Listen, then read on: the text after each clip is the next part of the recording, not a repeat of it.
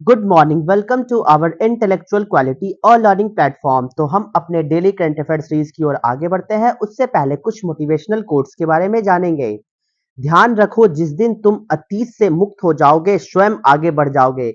इसलिए अपने पास्ट से आगे बढ़िए, पास्ट को लेकर ना बैठे, आगे की ओर फोकस करें, निरंतर प्रयास करते रहे, सफलता एक दिन अवश्य मिलेगी। तो इसी के साथ हम अपने डेली करंट अफेयर सीरीज की ओर आगे बढ़ते हैं। उससे पहले आप सभी लोग टेलीग्राम ग्रुप पर जुड़ जाइएगा। यहाँ पे आपको सारे पीडीएफ प्रोवाइड होंगे हमारे यूट्यूब सेशंस के। तो चलिए 25 अप्रैल 2024 के सारे करंट अफेयर्स को डिटेल में कवर करेंगे, तो वीडियो के अंत तक बने रहिएगा।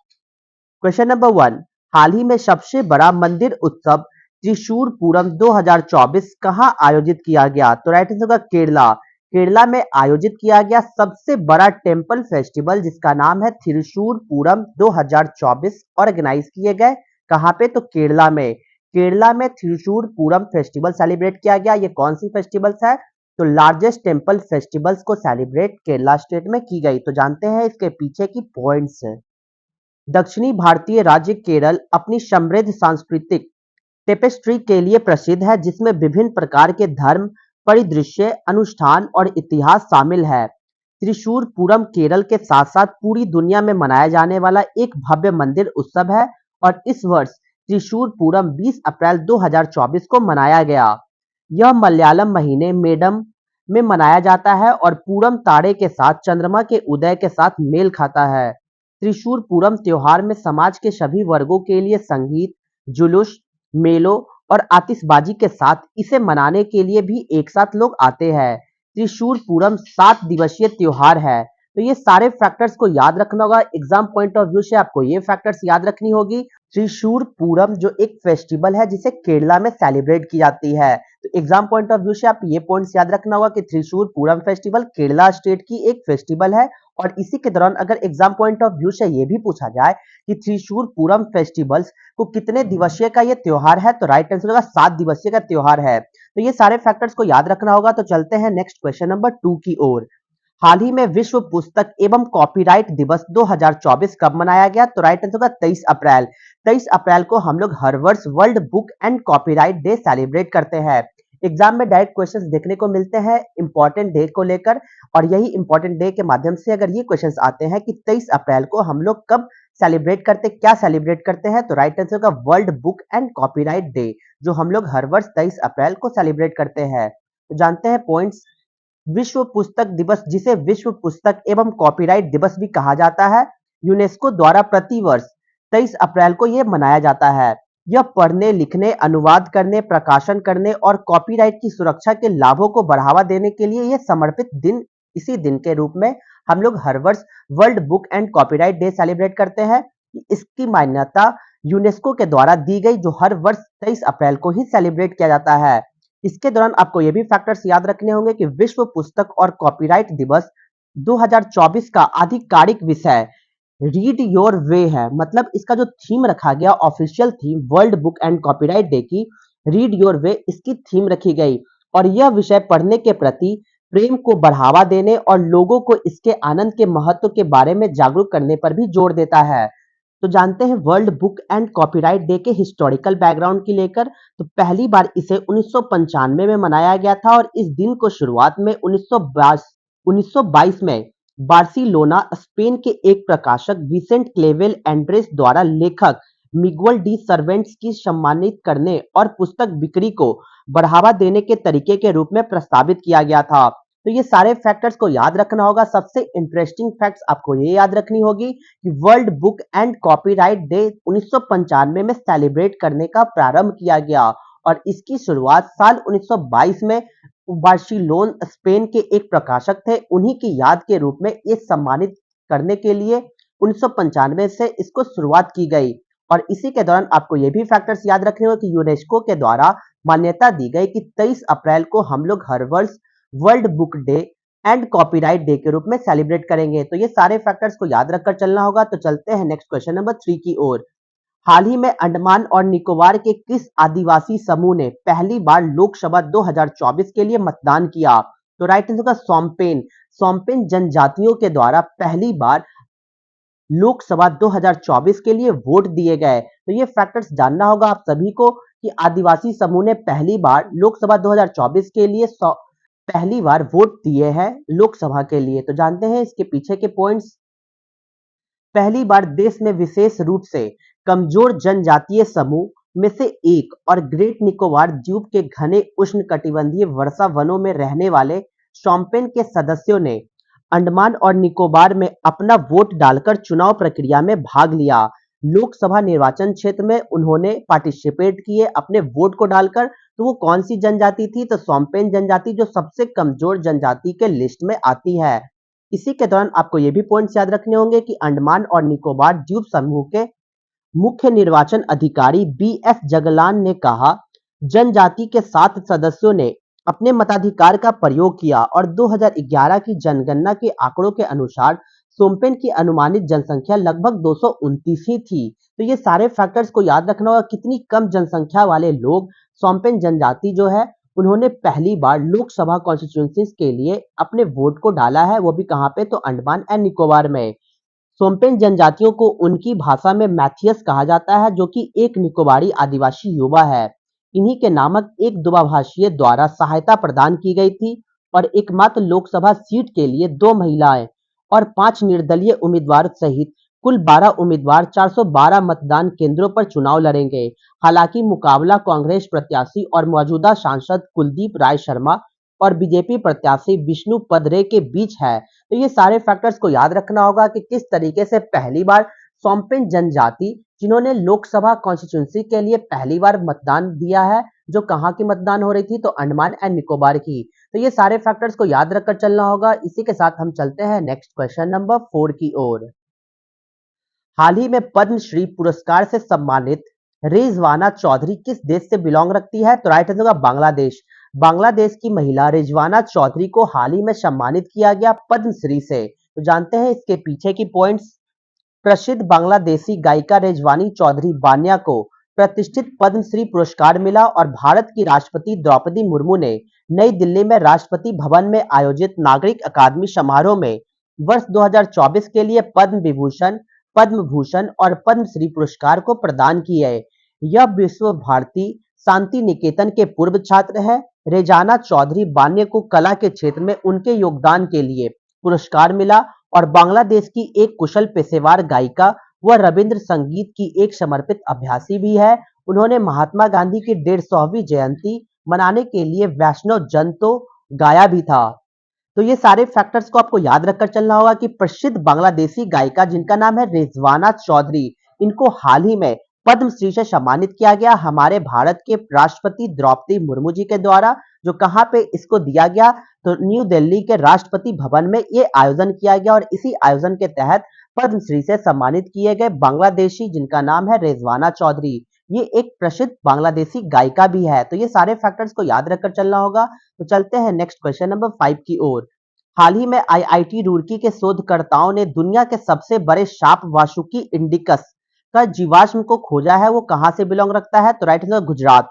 गुजरात में खोजा गया आईआईटी रुड़की के शोधकर्ताओं के द्वारा जो दुनिया के सबसे बड़ा सांप की जीवाश्म खोजी गई, उसका नाम दिया गया वासुकी इंडिकस। वासुकी इंडिकस नाम दी गई। ये सारे फैक्टर्स को याद रखना होगा। तो जानते हैं इसके पीछे डिटेल पॉइंट्स की ओर। भारतीय प्रौद्योगिकी संस्थान आईआईटी रुड़की के शोधकर्ताओं ने सबसे बड़े सांपों में से एक के जीवाश्म वासुकी इंडिकस की खोज की सूचना दी है, जो एक समय अस्तित्व में था और संभवतः 47 मिलियन वर्ष पहले मध्य इयोशीन नामक अवधि के दौरान यह रहता था। जीवाश्म पनौदरा लिग्नाइट खदान कच्छ गुजरात में पाए गए और वासुकी इंडिकस नामक सरीसृप 10 मीटर से 15 मीटर के बीच एक लंबी या आधुनिक स्कूल बस जितना लंबा है। इसका आकार टाइमिनोबाओ के बराबर होता है। तो सबसे इंटरेस्टिंग फैक्ट्स आपको ये याद रखनी होगी, आईआईटी रुड़की के द्वारा लार्जेस्ट स्नेक्स को डिस्कवर किया गया, उसका नाम क्या दिया गया? तो वासुकी इंडिकस।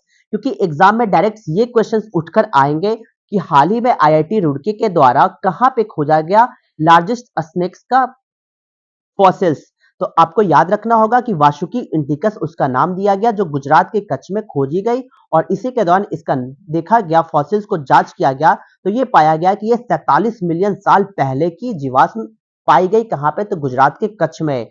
इसी के दौरान आपको ये भी फैक्टर्स याद रखने होंगे कि गुजरात में जीवाश्म पनाद्रो लिग्नाइट खदान में पाए गए जिसकी लंबाई लगभग 10 मीटर से लेकर 15 मीटर के बीच बताई जा रही है। हिंदू पौराणिक कथाओं में वासुकी इंडिकस नाम के एक विशाल नाग का भी उल्लेख मिलता है, जिसका नाम वासुकी था। रिपोर्ट जनरल साइंटिफिक रिपोर्ट्स में प्रकाशित हुई थी। तो ये सारे फैक्टर्स को आपको याद रखना होगा कि किस तरीके से आईआईटी रुड़की के शोधकर्ताओं ने हाल ही में वासुकी इंडिकस नामक एक लार्जेस्ट स्नेक को खोजी है, डिस्कवर की है गुजरात के कच्छ में। और हमारे हिंदू पौराणिक कथाओं के अनुसार ये मान्यता है कि जब समुद्र का मंथन हुआ था तो उस समय जो रस्सी का यूज हुआ था तो वो वासुकी के द्वारा ही रस्सी का यूज करके समुद्र का मंथन किया गया। तो ये हमारी पौराणिक कथाएं हैं और इस पौराणिक कथाओं के अनुसार हाल ही में डिस्कवर किया गया कहाँ पे, तो गुजरात के कच्छ में, जिसका नाम दिया गया वासुकी इंडिकस, जो लगभग 10 मीटर से लेकर 15 मीटर लंबा है, जो आज के समय के बस के बराबर जैसी अनुमानित बताई गई। तो ये सारे फैक्टर्स को याद रखकर चलना होगा। तो चलते हैं नेक्स्ट क्वेश्चन नंबर 6 की ओर। हाल ही में सर्वोच्च न्यायालय ने किस संवैधानिक अधिकार की घोषणा की है? तो राइट आंसर होगा child care leave. Child care leave को हाल ही में सुप्रीम कोर्ट के द्वारा संवैधानिक राइट दिया गया, कॉन्स्टिट्यूशनल राइट दी गई सुप्रीम कोर्ट के अकॉर्डिंग कि चाइल्ड केयर लीव एक कॉन्स्टिट्यूशनल राइट है, हमारा संवैधानिक अधिकार है। तो जानते हैं इसके पॉइंट्स की ओर। एक ऐतिहासिक फैसलों में सुप्रीम कोर्ट ने घोषणा की कि अनिवार्य 180 दिनों का मातृत्व अवकाश, साथ ही 2 साल की बाल देखभाल छुट्टी महिला कर्मचारियों के लिए एक संवैधानिक अधिकार है। और इसी के दौरान मुख्य न्यायाधीश डीवाई चंद्रचूड़ और न्यायमूर्ति जेबी पारदीवाला की अध्यक्षता वाली पीठ ने इस बात पर जोर दिया कि इस तरह की छुट्टी से इनकार करने पर महिलाओं को इस्तीफा देने के लिए मजबूर होना पड़ता था। और कोर्ट ने यह भी कहा कि महिलाओं को बिना किसी बाधा के काम करने का समान अधिकार संविधान के अनुच्छेद 15 के तहत अंतर्निहित किया गया। तो ये सारे फैक्टर्स को याद रखना होगा, जो हमारा राइट टू इक्वलिटी आर्टिकल 14 से उल्लेख की गई, और इसी आर्टिकल 15, जो हमारे भारतीय संविधान के आर्टिकल 15 में ये उल्लेख किया गया कि equal rights of women to work without any hindrance, बिना किसी बाधाओं को महिलाओं को काम करने दिया जाए। और इसी के तहत सुप्रीम कोर्ट ने यह डिक्लेयर किया कि 180 दिन ऑफ मैटरनिटी लीव और as well as 2 years of child care leave ये महिलाओं का कॉन्स्टिट्यूशनल राइट्स है और संवैधानिक अधिकार है। तो ये सारे फैक्टर्स को याद रखना होगा। तो चलते हैं नेक्स्ट क्वेश्चन नंबर 7 की ओर। हाल ही में पहला अंतर्राष्ट्रीय इंद्रधनुष पर्यटन सम्मेलन को कहां आयोजित किया गया? तो राइट आंसर होगा नेपाल। नेपाल में पहली बार इंटरनेशनल रेनबो टूरिज्म कॉन्फ्रेंस को आयोजित किया गया। रेनबो टूरिज्म कॉन्फ्रेंस से ही आपको समझ में आनी चाहिए कि ये एलजीबीटीक्यू की समुदाय को लेकर एक कमेटी को कॉन्फ्रेंस की गई। और इसी के दौरान हम इसके पॉइंट्स की ओर चलते हैं। पहला अंतर्राष्ट्रीय इंद्रधनुष पर्यटन सम्मेलन हाल ही में नेपाल में आयोजित किया गया था, जिसका उद्देश्य देश का दक्षिण एशिया में यौन अल्पसंख्यक समुदाय के लिए एक सुरक्षित और सम्मानजनक गंतव्य के रूप में बढ़ावा भी देना था। सम्मेलन में भाग लेने के लिए नेपाल, भारत, श्रीलंका, जर्मनी, स्पेन और अमेरिका से प्रतिभागी भी आए थे। और इस एक दिवसीय सम्मेलन का आयोजन नेपाल पर्यटन बोर्ड के सहयोग से एक गैर सरकारी संगठन मायोको पहचान नेपाल द्वारा किया गया था। तो ये फैक्टर्स याद रखने हो कि फर्स्ट इंटरनेशनल रेनबो टूरिज्म को कहां पे आयोजन किया गया? तो नेपाल में आयोजन किया गया। इसी के दौरान यह पर्यटन उद्योग के भीतर विविधता और समावेशिता को बढ़ावा देना एक महत्वपूर्ण को दर्शाता है और एक पर्यटन उद्योग बनाने में एक महत्वपूर्ण कदम को भी दर्शाता है। इसी के दौरान नेपाल एक ऐसा देश बन चुका है जो एलजीबीटी समुदाय के अधिकारों को पहचानने और बढ़ावा देने में सबसे आगे रहा। वर्तमान में देश में इस समुदाय के 3100 से अधिक लोग औपचारिक रूप से पंजीकृत है, जो कि नेपाल में लोकेटेड है।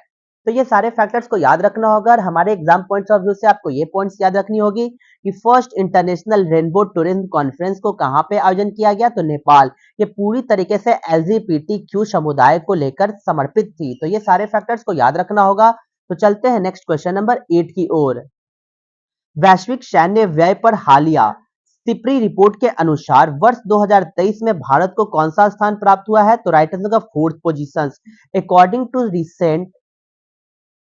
According to SIPRI report on globally military expenditure, तो हमारे इंडिया का पोजीशन दिया गया 4th पोजीशन। तो ये सारे फैक्टर्स को याद रखना होगा कि वैश्विक सैन्य व्यय पर हमारा भारत 4थे स्थान पे पहुंच चुका है, जो सिप्री रिपोर्ट के अनुसार ऐसा बताया गया। तो सिप्री के फुल फॉर्म को जानते हैं। सिप्री का फुल फॉर्म होगा Stockholm International Peace Research Institute ये सिप्री की फुल फॉर्म है। तो जानते हैं इसके डिटेल पॉइंट्स की ओर। Stockholm International Peace Research Institute की नवीनतम रिपोर्ट में 2023 में वैश्विक सैन्य व्यय में 6.8% की वृद्धि का अनुमान लगाया गया, जो 2,443 बिलियन डॉलर तक पहुंच जाएगा। इस महत्वपूर्ण वृद्धि का श्रेय बढ़ते तनाव, सशस्त्र संघर्ष और वैश्विक असुरक्षा को दिया जाता है। संयुक्त राज्य अमेरिका, चीन और रूस के बाद भारत 2023 में रक्षा के लिए 83.6 बिलियन डॉलर आवंटित करके विश्व स्तर पर चौथा सबसे बड़ा सैन्य खर्च करने वाला देश बनकर उभरा है, जो 2022 से लेकर 4.2% तक अधिक खर्च की है। तो सबसे इंटरेस्टिंग फैक्ट्स आपको ये पॉइंट्स को याद रखनी होगी कि सिप्री के द्वारा हाल ही में रिपोर्ट जारी की गई और इस रिपोर्ट के माध्यम से ये बताया गया कि कौन सा कंट्री सबसे ज्यादा सैन्य पर खर्चा करने वाला देश बन चुका है। तो सबसे पहले नंबर पे है United state of America. Second position पर आता है चाइना, जिन्होंने ज्यादा खर्च की है डिफेंस क्षेत्र पर।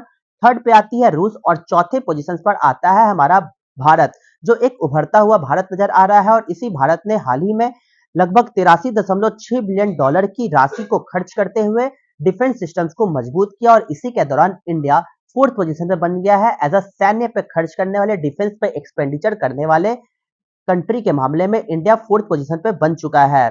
यह महत्वपूर्ण निवेश चीन सीमा पर अपनी रक्षा क्षमताओं को बढ़ाने के भारत की प्रतिबद्धता को रेखांकित भी करता है, और खासकर 2020 में लद्दाख गतिरोध के बाद ऐसा देखा गया।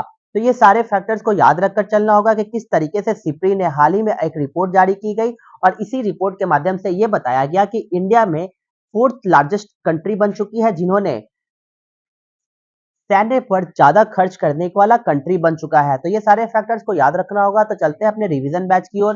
24 अप्रैल 2024 के सारे करंट अफेयर्स को रिवीजन मोड में कवर करेंगे। क्वेश्चन नंबर 1, हाल ही में राष्ट्रीय सुरक्षा गार्ड के प्रमुख पद पर नलिन प्रभात को नियुक्त किया गया। क्वेश्चन नंबर 2, प्रधानमंत्री नरेंद्र मोदी ने हाल ही में 2550वें भगवान महावीर निर्वाण महोत्सव का उद्घाटन न्यू दिल्ली में किया। क्वेश्चन नंबर 3, हाल ही में विश्व पृथ्वी दिवस 2024 कब मनाया गया? तो राइट आंसर होगा 22 अप्रैल को सेलिब्रेट किया गया। क्वेश्चन नंबर 4, संयुक्त राष्ट्र जनसंख्या कोष ने हाल ही में अपना रिपोर्ट में भारत की जनसंख्या 144 करोड़ की आंकी है। क्वेश्चन नंबर 5, हाल ही में आर्टेमिस समझौते में शामिल होने वाला 39वां देश कौन सा बना है? तो स्लोवेनिया बना है। क्वेश्चन नंबर 6, हाल ही में विश्व के सर्वश्रेष्ठ हवाई अड्डे का खिताब किसे मिला है? तो हमाद को मिला है सबसे सर्वश्रेष्ठ हवाई अड्डे का खिताब। क्वेश्चन नंबर 7, हाल ही में हिंदुस्तान जिंक लिमिटेड को चांदी उत्पादन में वैश्विक स्तर पर कौन सा स्थान प्राप्त हुआ है? तो थर्ड पोजीशन प्राप्त हुए हैं। क्वेश्चन नंबर 8, हाल ही में फ्रांसीसी कार निर्माता सिट्रोन इंडिया ने किसे अपना ब्रांड एम्बेसडर नियुक्त किया है? तो एमएस धोनी को अपना ब्रांड एम्बेसडर नियुक्त किया है। तो चलते हैं अपने क्वेश्चंस ऑफ द डे में। तो आज का हमारा क्वेश्चन क्या है? Where was the traditional harvest festival Puthandu organised recently? हाल ही में पारंपरिक फसल उत्सव पुथंडू कहां आयोजित किया गया? Option A Kerala, option B Maharashtra, option C Goa या ऑप्शन डी तमिलनाडु। तो आपको आंसर कमेंट बॉक्स में देना होगा। तो यहां तक वीडियो को देखने के लिए thank you so much guys. Video को ज्यादा से ज्यादा हो सके तो लाइक शेयर और सब्सक्राइब करें ताकि और भी कंटेंट आपके पास पहुंच जाए। जय हिंद, जय भारत दोस्तों।